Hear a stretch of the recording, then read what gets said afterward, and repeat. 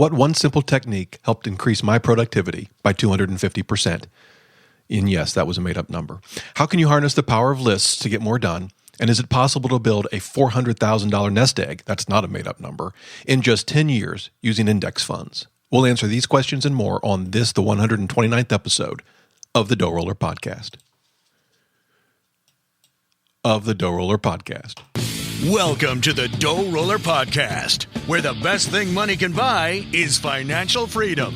We help you make more, spend less, and invest the rest. And now your host, Rob Berger. Whether you're just starting out, buried under a mountain of debt, or well on your way to financial freedom, this is the podcast to help you take your finances to the next level. Hey, everybody. Hope you're having a great day. It is very, very early where I am. Well, it's actually not very early. It was very, very early when I woke up this morning. It's now 7 a.m., 6:58 a.m. to be precise. I've been up a couple of hours. It kind of reminds me of the early days of blogging when for 2 years I was up 7 days a week. I don't think I missed a day in 2 years, maybe one or two. I was up at 5 a.m. every day to work on the blog, from 5 to about 8. Then I'd get ready for work and go to work. I'd work on the blog on the subway. I'd work on the blog at lunch. I'd work on the blog on the subway back home, and then I'd work on the blog when the family went to bed. That's when I was just getting started. I'm not quite that crazy now. I've kind of mellowed a bit, but for some reason today I was up at 5 a.m. I have no earthly idea why. It's now 6:58, and I'm sitting here with my cup of coffee and water. One's trying to get me to wake up, and the other is just a good, healthy thing to do. So you'll have to bear with me if I stumble over myself today more than normal. I'm still a bit groggy, but it's a perfect day for me. I've actually got a busy week ahead of me, both because of things going on with the blog, but also my day job. And so today is a perfect day to talk about productivity, and I want to share with you some very simple things. I wish I could tell you the things that I do to stay productive, the little tricks that I use are, just pure genius, but they're not. If they were pure genius, maybe I could sell them or something. They're really simple things that I've learned to do, and many of them implemented recently that have had a big impact on my productivity. And so that's what we're going to talk about today. Before I get to that, though, I want to share a story with you that I'd read about on the internet on Yahoo Finance about a week ago or so. Maybe you read it too. It was about a 27-year-old millionaire who self-made millionaire who built his wealth over about 10 years of time. He was only 27, and he hit that magic mark. That millionaire mark, and Yahoo Finance reported it, and his name is Anton Ivanov, and I read it, like I said, about a week ago, didn't think much about it, and then yesterday, Yahoo Finance reported another story, and this time it was called "The Truth About the 27-Year-Old Self-Made Millionaire." I thought, oh boy, what's going on here? It turns out his story wasn't completely true. Apparently, it is true that he is worth $1 million. But he's not self-made. Apparently, it turns out that he got a large chunk of that in an inheritance when his parents, unfortunately, passed away some time ago. And so Mandy Woodruff, who I know or have certainly read some of her work in the past, wrote this second article basically as an apology to the reader, saying, look, we should have done a better job of vetting his story before we reported on it. And so that was the article. Probably wouldn't normally mention it to you, except that as I was reading the article, one thing just hit me like a ton of bricks, and here it was. She said, many readers raised eyebrows at how Ivanov was able to save more than $400,000 over the course of 10 years by investing only in index funds. We should have asked an investment expert for their opinion on whether this was possible. Well, Mandy, that's all you had to do is put that in an article, and here I am. I may not be an investment expert. I don't play one on TV, although I have been investing for a couple of decades. But I'm here to answer your question. Is that possible? Can you really save and accumulate $400,000 over the course of 10 years using those silly little index funds that folks like, Vanguard and whatnot sell to crazy people who want to invest that way? And so, like normal, you got to go to the numbers, right? So the first question is, how much do you have to save, say, on a monthly basis to accumulate 400 grand in 10 years. Now, of course, we have to make an assumption about, your investment returns, right?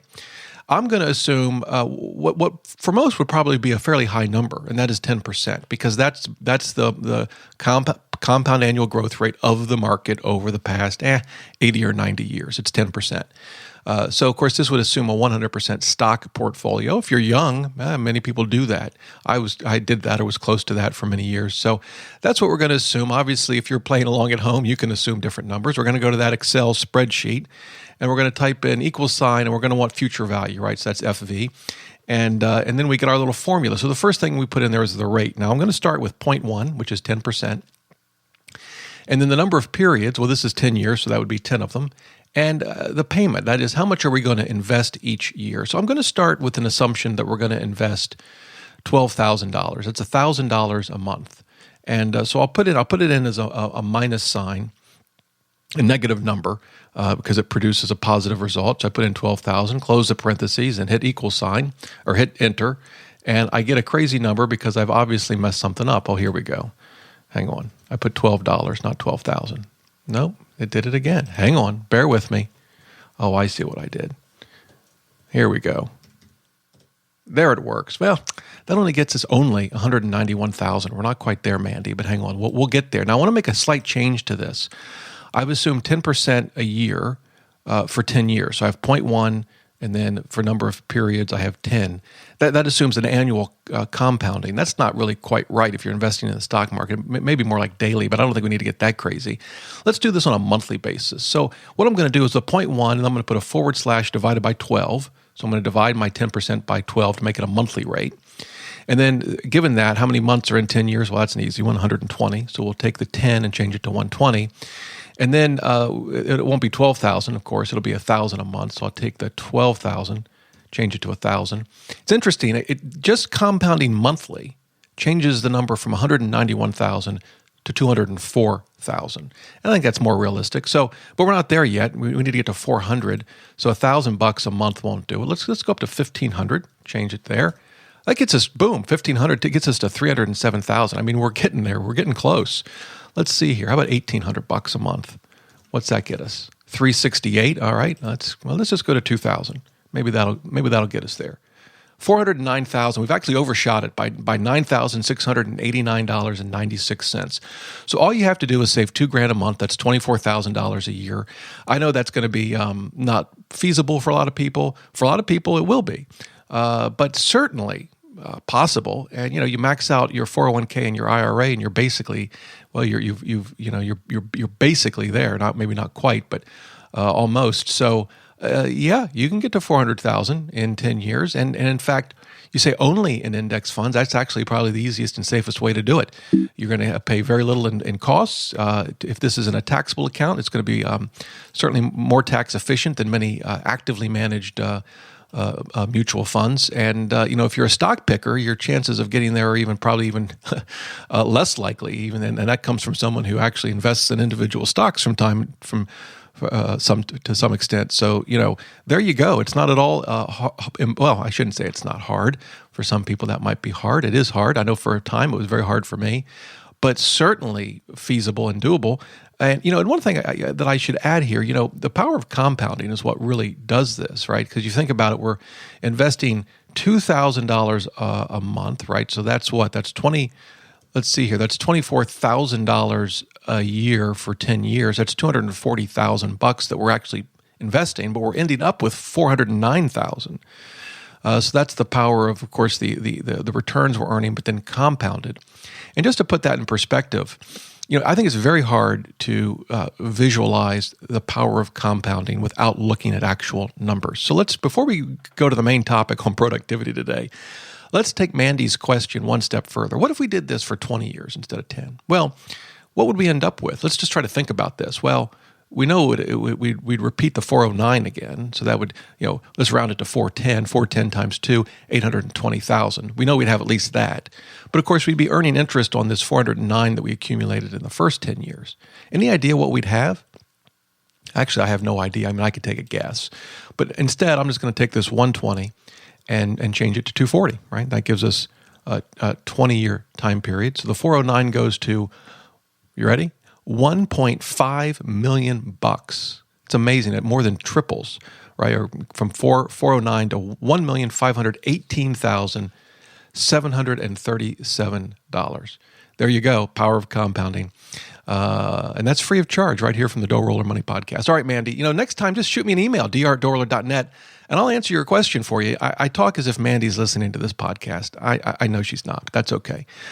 Anyway, I thought that was an interesting article, but particularly that comment about accumulating $400,000 over a course of 10 years, investing only in silly little index funds. And, well, yeah, you can do it. There you go. That's how you do it.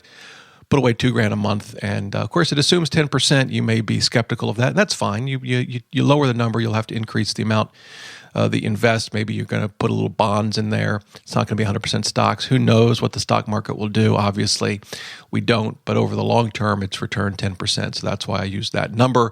Feel free to send complaints to the complaint department. Okay.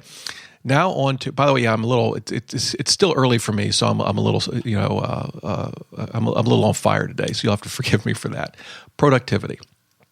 So I've come up with a simple approach that's really increased my productivity. And I'm going to walk through it. It's just 5 things. It's really simple.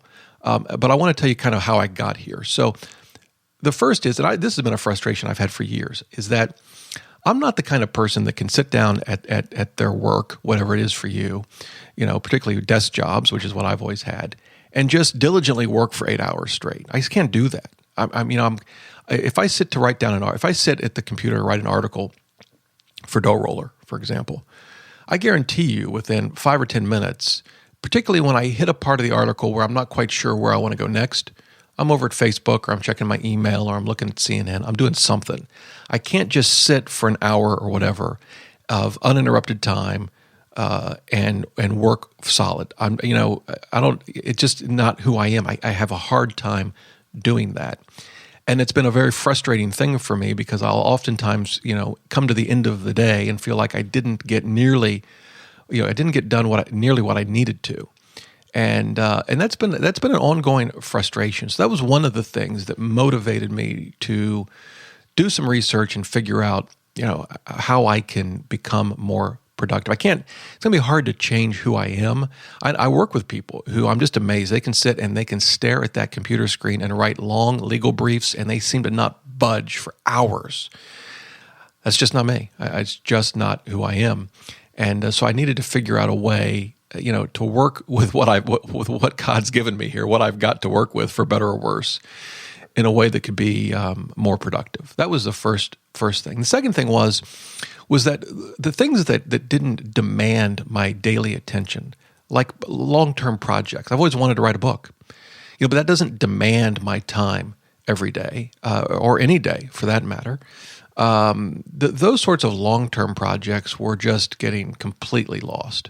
And for those that were helping me with a book that I was writing about Roth IRAs, and you're wondering what in the world happened to it, haven't forgotten about you. Appreciate your help so far. And hopefully this approach to productivity will get me back on track in that regard. But these sort of long-term projects, forget about it. They just weren't happening.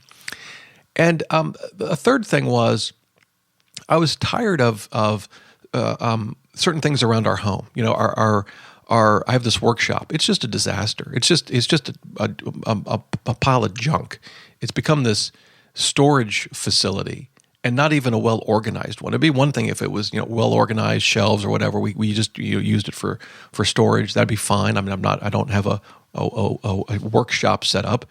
But it's just a junk mess. And our garage, which we've always managed to keep at least clean enough to keep the cars in, is still, kind of a mess. And I thought, do you just live like that? I mean, that's just how we live. I mean, that's just, some people do, and maybe many of you do. And that's just kind of how life is. And a day goes by, a week, a year, a decade, a lifetime, and that's just how it is.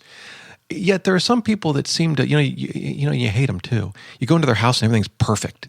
And the garage is perfect. There was a neighbor of ours, actually of my in-laws, who had a small home right next door.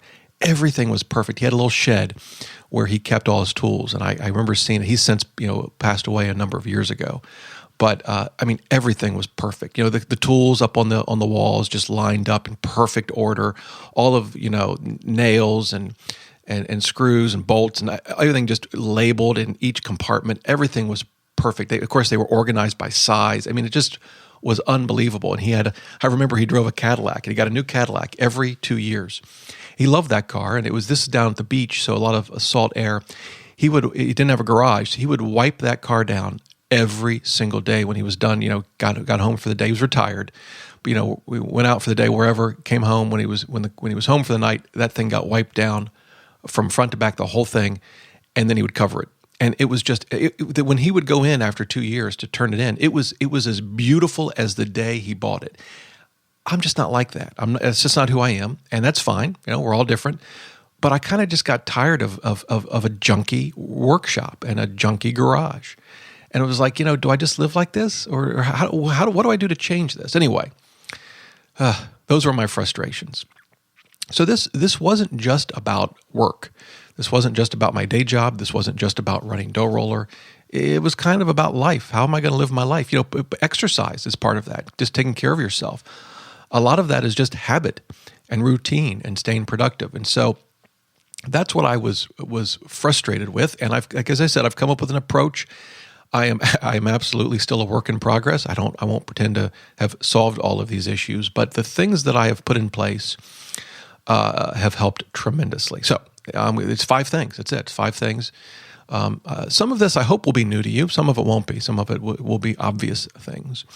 But here we go. 5 things. The first one for me, was to find the right place to work. And now this is particularly true because the vast majority of my working time is at home. I work from home even for my day job. I do go to the office. In fact, when I'm done recording this podcast, I'm going to go get ready for work and go into the office today. But normally I don't. And for me, I had to find the right place to work. And what that meant for me was, 1, a lot of light. I need a ton of light. And so I've found a place actually in our basement. It's a walkout basement. I'm in a corner, and I have a double, French door behind me that's all glass, plenty of light. And then on the other wall, there's a window, plenty of light.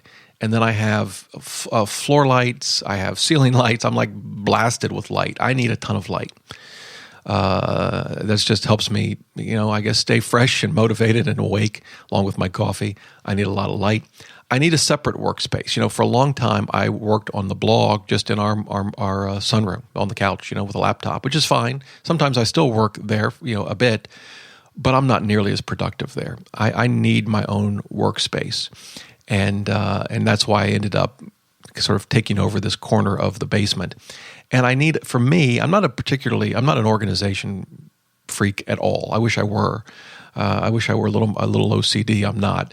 But I do need a clean workspace. I need it somewhat organized by my standards. And that's what I have here. In fact, you know what I'll do? In the show notes, I'll post a picture of my workspace, which includes a couple of tables from IKEA with 2 large monitors, which I'm staring at now, and a mixing board to my left, and controls so that I can hit a button and do things like this. Welcome. Right? I got it all right here. I have a chess table because I like to play chess, and that's part of my workspace. And then I have an old sort of kitchen table, solid wood kitchen table that's got to be, decades old. And I'll talk about that more in a minute. But, that's basically my workspace surrounded by a lot of light. And I have found that working in the right place, for me anyway, has a big impact on how productive I am. So that's the first thing. The second thing is that I create a daily list. When I'm working at home, I have a whiteboard, nothing fancy. It just sits on that kitchen table I told you about and leans against the wall. And but I create a daily list. I created one for today. And I cross things off as I get it done, and man, it feels good. And I do 2 things with this daily list. The first is, I list the things. I list the things that I need to have done to feel like I've had a productive day. And what I tend to do is list about, I would say, 5 to 8 things. And then I star the 3 critical things. The 3 critical things that absolutely, if I don't get these done today, today was a failure. Or maybe I should say today was not the success it should have been. I don't want to overwhelm myself. This is not a to-do list where, you just start, dumping everything out of your mind that you need to do, including the grocery shopping and picking up the prescriptions at the pharmacy and all that sort of thing. Although sometimes those make the list. A trip to Rite Aid actually made the list yesterday. But that's not really what it is. It's more productivity things. And I try to keep the list reasonably short, as I said, probably 5 to 8 things. But I star usually 3. I've actually starred 4 things today. But I star including this podcast was one of them. But I star the things that I absolutely need to get done, and I cross things off as I go. And that's been very motivating for me. That's the first thing I do with the list. The second thing I do with the list is I think about what are the things that I want to do every single day. Those project kind of tasks that I mentioned, and these aren't always work related. But what are those things that I want to do every single day? And you think about that list you need to keep really, really short. You can't put 10 things on that list. I mean, because, you're not going to get those done, let alone the daily things, the work things that you need to get done. For me, at the moment, I have 3 things on there. And they're not all work related. The first is I have this Camelback water bottle that I fill up. It's 25 ounces. One of my goals, as simple as it may seem, is to drink 4 of these a day. That's 100 ounces of water. So I've drawn 4 cups or glasses, if you will, on my whiteboard. And as I drink a bottle, I just put a red slash through it, and I know I've got 1 down. And I drink 4 of them a day. So that's one thing I have on there. Writing my book is the second. So I've drawn I'm a terrible drawer. I'm not an artist at all, but I've driven basically a box that represents my book. And I want to work on the book every single day. I'm going to talk about that in a minute, exactly what that looks like. But when I worked on the book, I put a red slash through the book. And the third thing for me is studying chess. I want to, that's sort of my hobby, my thing that I do to hopefully try to keep my mind fresh in my advancing years. And so I've drawn, again, it doesn't look very good. I've drawn a pawn as best I can. And when I've studied chess for the day, I put a little red dot at the top of it. And then I just erase the red. They're drawn in black. The red is when I've completed it. I just erase the red each day. Hopefully there are four cups with a red slash, and my book has got a red slash, and the pawn has a little red dot. And that means I've done my job for the day, and then I erase the red, and the next day I start all over. Obviously, your list, I hope your list looks different than mine, because I get that mine's not all that exciting. But that is my sort of everyday items, those things that I want to make progress on every single day. I have them on my whiteboard. I mark it off as I get it done. I have found this list, again, it's simple, it's not long, but I've found it to be a very effective way to stay on task, to stay motivated. And I'll tell you, when I'm working on something that's not starred, where I don't have all the starred items done, it's like something's, it's like someone's shouting behind me, Rob, you're off task. You're doing something that's not as important as the things you've starred. Why are you doing it? And usually it's because it's easier or more fun. But then when that comes to mind, I'm back on task. I'm doing the things that I need to do first, and then I can do some other things later if I get the starred items done. So that's my daily list. I found it to be, for me, very, very, very, very helpful. Again, it's simple. It's not rocket science, but it's worked for me. All right, the third thing. I use mini habits and habit stacking. Maybe these are concepts you've heard of. There are a couple of books on mini habits and habit stacking. I'm not going to talk about them, but I'll put them in the show notes. But I am going to tell you what these things are. The mini habits is simply this. If you want to create a habit, one of the things you think, I want to work out. So what do? You go to the gym and you're really motivated, and you work out for an hour, and you're sore the next day, and you think, that's what I'm going to do. I'm going to work out for an hour. The problem is, creating that kind of habit where you're going to go to the gym 3, 4, 5 times a week, work out for an hour, is really hard to do. And sure enough, what's going to happen is, I'm going to work out for half an hour. Oh, today I'm not going to go. I'm busy. It's a very difficult habit to create when you put that much pressure on yourself to go work out for an hour. Or you're going to start maybe eating better. So you say to yourself, I'm never going to eat another. No more sugar. It's gone. No more bread. 0 bread. It's out. I've been there. I've done all that stuff. Except that that's some people do it. Some people, really toe the line. But for most of us, that's a very difficult habit to start. It's just too extreme for most of us. So the idea of a mini habit is this. If you want to do something, let's take writing a book. You don't have to say, I'm going to sit down and write for an hour. Write 100 words a day. Write 5 sentences. The idea is to pick something that you want to start doing, a routine you want in your life, a habit, but minimize it. And come up with the least amount that you know you'll do every day. If it's working out, the book that I read on this, and again, I'll leave a link in the show notes, the way this guy started was with exercise. And he just said, I'm going to do 1 push-up a day. That's how I'm going to start. Every single day I'm going to do a push-up. And of course, what would happen is he'd do a push-up. He'd say, I'm down here on the floor. I can do 5 or I can do 10. So he'd end up doing more than 1, and that's fine. But at a minimum, he was going to do 1. And when he made that promise to himself, it's so important to keep promises that you make, to anybody, but to yourself. We make a promise to ourselves and we break it. That has a significant impact on us that we may not appreciate. We need to keep promises we make to ourselves. And so when we want to start a habit, it's making a promise to ourselves. We're going to exercise each day or write a book each day or whatever it is for you.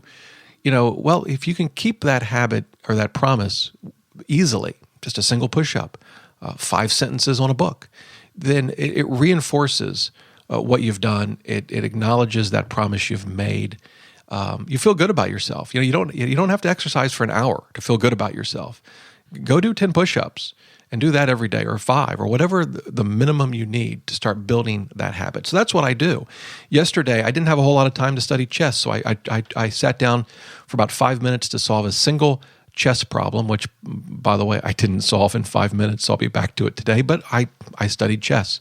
So I really use mini habits, particularly with book writing and those sort of daily things that I want to do. I don't need to sit down for an hour and work on the book to feel like I've made progress. I can sit down for 5 or 10 minutes and feel like I've made and have, in fact, made progress. So really think about how you can use mini habits in your daily life to help sort of build these positive routines. That's been a big help for me. And then habit stacking is kind of interesting. So, you want to create a new habit. One of the ways to do that is to stack it on an existing habit or routine that you have. We all have, you think about habits, you can think about them in terms of your daily routine. You do the same thing every single day. You get up, you get ready for work, it's normal you take a shower, and what do? You brush your teeth. That just kind of flows. You do it without even really thinking about it. And so you can take your existing routine and attach to it new habits that you want to create. So for example, let's say you want to save money and you've just been frustrated that you can't. Well, what do you do when you come home? I can tell you what I do. Every day I come home and in the same spot in our kitchen, I take everything out of my pocket. My phone, plug it in. My keys, hang them up. The change in my pocket. One idea of habit stacking is to take that change and stick it in a jar right then. Don't do it any other time. When you take that money out, it's a routine you've already got. You've already established. When you take that money out of your pocket, don't just throw it on the counter, put it in a jar. Now, it's maybe a silly little simple thing, but it's easy to do because you're attaching that new habit to an existing routine. I do that with what I'll talk about in just a minute in terms of how my work increments. But I'll take periodic breaks throughout the day. Actually, I take a lot of breaks, as you'll hear in just a minute. And so I can stack new habits I want to create into those break times. So, for example, I do work out at a gym 2 to 3 days a week. But one of the things I've not been doing well is working out on my off days. Not that I have to work out 7 days a week, but I might want to work out a day or two. Well, one of the things I can do is when I take this break, I can combine the habit stacking with the mini habits. So every time I take a break, I'll do 10 of something. I'll do 10 push-ups. Literally will take me 20 or 30 seconds. Or I'll do 10 sit-ups, or I'll do 10 air squats, or I'll do 10 lunges. I'll do something. That would be creating a new habit, working on my off day or working out on my off days. And it's stacking it with an existing routine. I'm doing it when I take a break, and it's a mini habit. Takes me, let's just say, less than a minute. And so when I combine mini habits with habit stacking, I think it's a great way to begin a new habit. So that's the third thing. Embrace mini habits and habit stacking. Maybe those are new concepts for you. They've been very helpful to me. Okay, number 4 is I time my work in 25-minute increments. I literally pull out my iPhone, I have a timer. I set it for 25 minutes, and I start working. So if I'm going to write an article for DoughRoller, that's how I do it. And if I'm not done in 25 minutes, and I never am, I take a break. And that's when I can, work in those mini habits and habit stacking. Now, the break for me, oddly enough, during the break, sometimes I do other work. But usually what I would call mindless work. I got to pay a bill, for example, or something that doesn't really require creative energy. So I don't just necessarily literally break during that time. Sometimes I do. If I'm working at home during that break, I may walk the dog. I may sit down and read the Wall Street Journal. Get something to drink. But I work in 25-minute increments, and I time it. Now, for you, it may be shorter than that. It may be longer than that. But what I have found is I know that I can work for 25 minutes solid and not get too distracted. By the way, this is going to be closely paired to the fifth thing I'm going to talk about, which I'll get to in a minute. But having the timer on it really keeps me focused and motivated. It's like when I feel myself getting distracted, I think to myself, wait a minute, I've only got to do this for 25 minutes. Come on, Rob, surely you can stay focused for 25 minutes. For goodness sake, you're a grown man. Come on. And I get back on task again. And so it's not just the length of time. For me, it's timing it. And then when I hear that phone go off, the timer go off, it's like, oh, okay, that actually went by a little faster than I thought. And I'll use that 25-minute increment sometimes for studying chess, for writing my book. That gets maybe 25 minutes, takes it out of the realm of a mini habit, but that's okay if that's my focus for the day. Sometimes I'll use it like, when I'm sick of the garage and I want to go clean it up, set my iPhone for 25 minutes. Say, look, I'm going to go clean the garage for 25 minutes, and then I'm done. I'm done for the day for that task. I won't do it anymore. My wife and I will sometimes do this when there's something we want to clean out she has a craft room, and it's kind of got the same problems that my workshop has. Sometimes we'll just set a timer. Let's go clean up for 15 minutes. My increment is usually 25, but again, that's not really the point. I think timing your work, at least for me, has helped me stay on task. And for me, 25 minutes is turned out to be the perfect increment. It may not seem like much. It's like, man, Rob, you're taking a break all the time. I am, but sometimes my breaks are only usually they're only maybe 5 minutes. So, at the 30-minute mark, I'm back to working again, typically.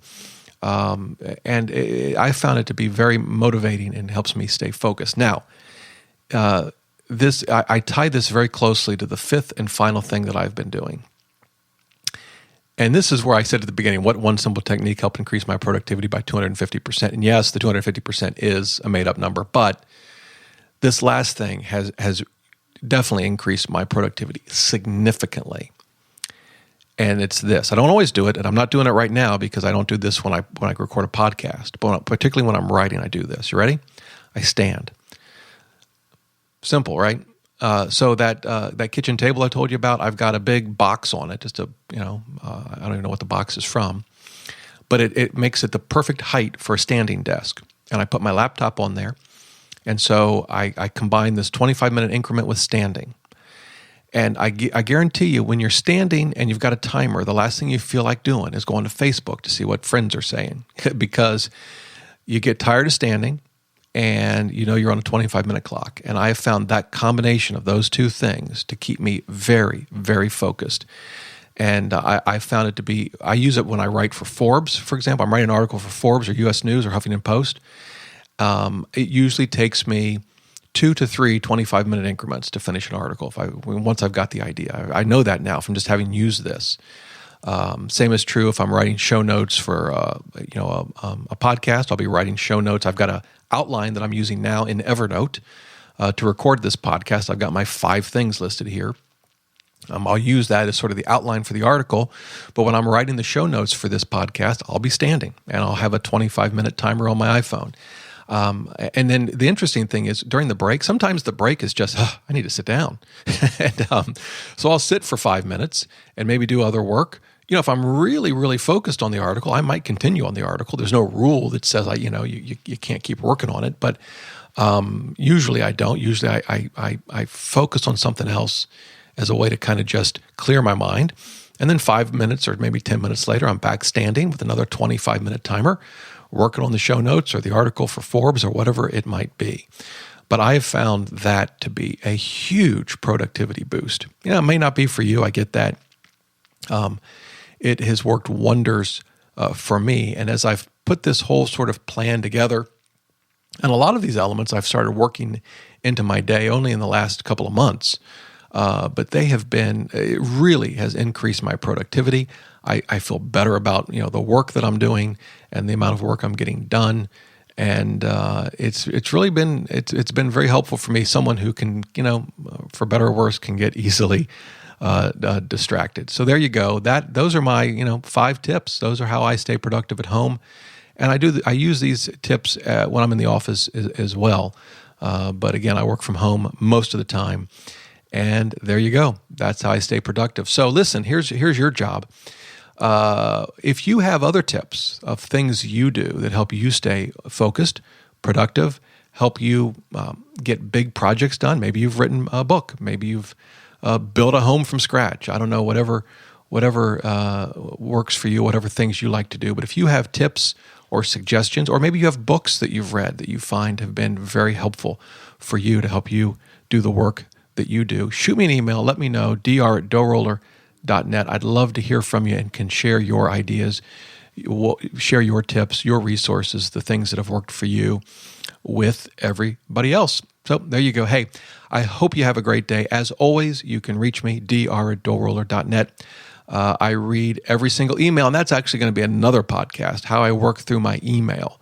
That'll be another podcast that I'll work on, but would love to hear from you, dr@DoughRoller.net. Hey, until next time, remember, the best thing money can buy is financial freedom.